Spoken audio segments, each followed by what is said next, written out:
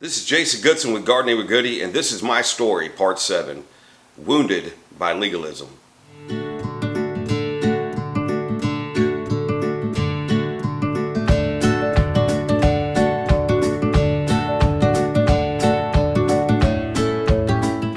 Okay, wounds can take many forms and fashion. I mean, they can look different for everybody.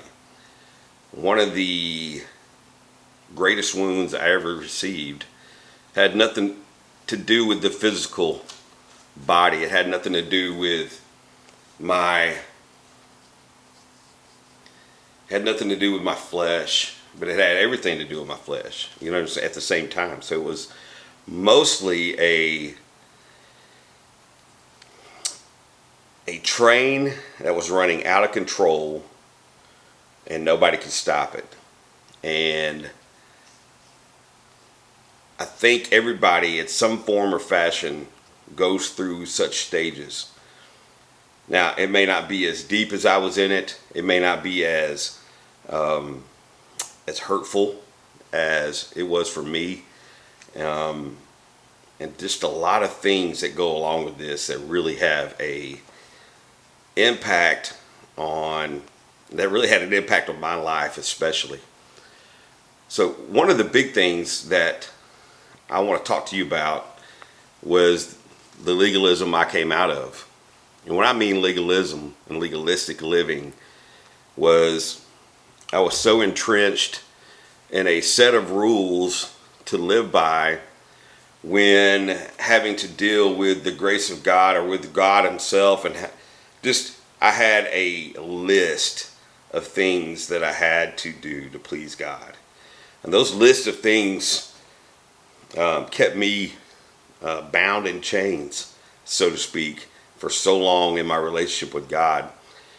I felt God was so distant and far off that I couldn't go to God. There was no way for me to go to God and say, God, I need you, unless I did something for God first.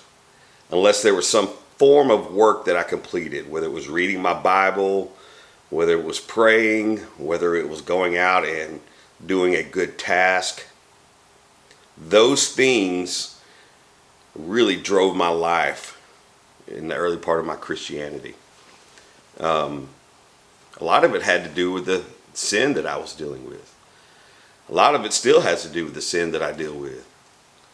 And sometimes when we sin and when we do the things that we don't want to do, what do we automatically go back to?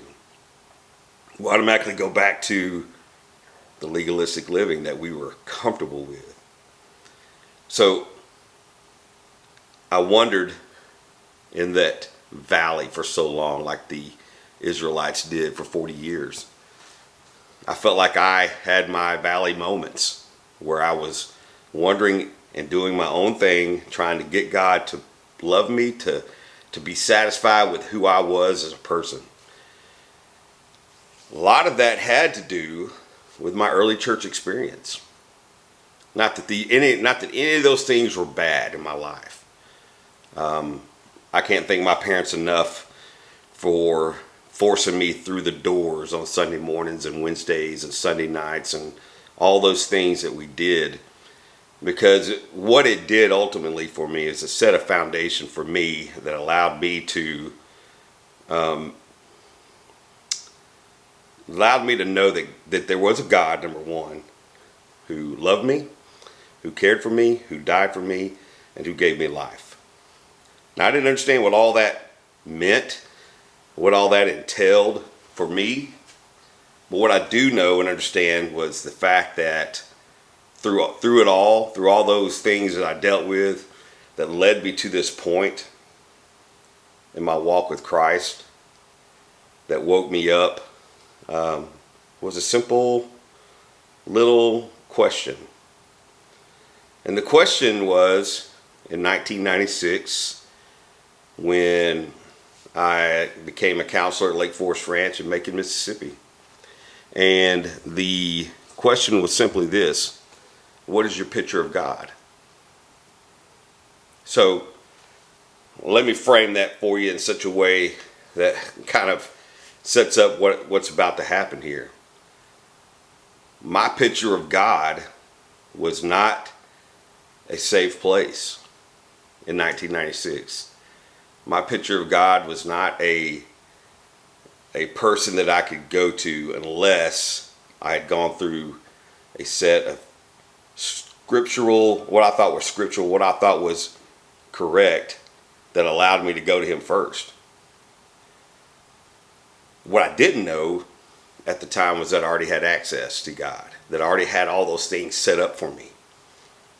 But here's my picture of God, and I'm going to show it to you. Hang on just a second. All right, so here's my picture of God. This is how I answered the question specifically, right here. And I put this picture up in front of everybody at the camp. Okay.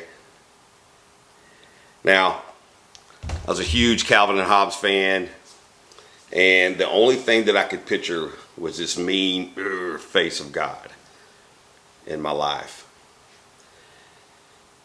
And all my life, that's all I've ever heard about is you're going to have a personal relationship with Jesus Christ. You're going to have a personal relationship with God through Jesus Christ.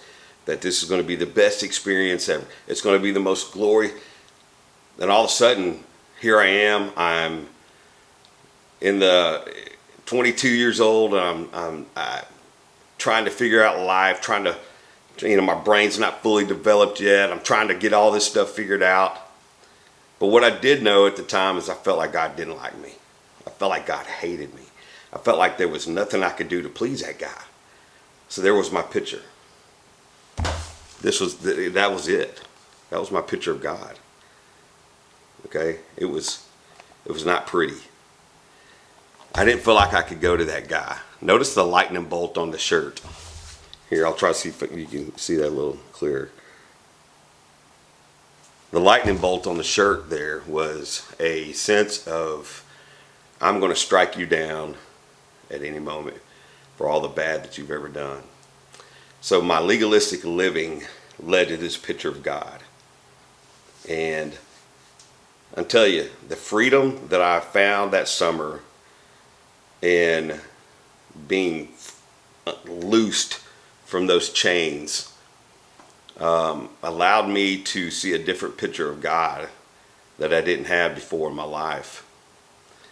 And the next thing that I remember throughout that summer was just taking small bits and pieces, and God was just tearing that layer off of me throughout the whole summer. And what ended up happening was is that I finally just had that moment where I went out into a field in the woods and just screamed at God and just had this yelling match at God. I'm thinking, you're probably sitting there thinking, oh gosh, he screamed at God. Yes, I did. I screamed at God, but it was the most real time with God up to that point that I'd ever had with him. And the emotions, the things that just overwhelmed at that point was such a life changer for me, and has been since then, is that God, even in that moment where I just raged at him about everything, took me, wrapped me up in his arms, and said, I've always been here for you. I've always walked this path with you. I've been waiting the whole time for you to just be real and honest with me. And it changed my life. It changed my life in a huge way. And that led up to, that was post my dad telling me that I'm here to get you out of a situation you can't get yourself out of. That was a post all that stuff where all this energy, all this anger, all the things that I had in me began to swell up.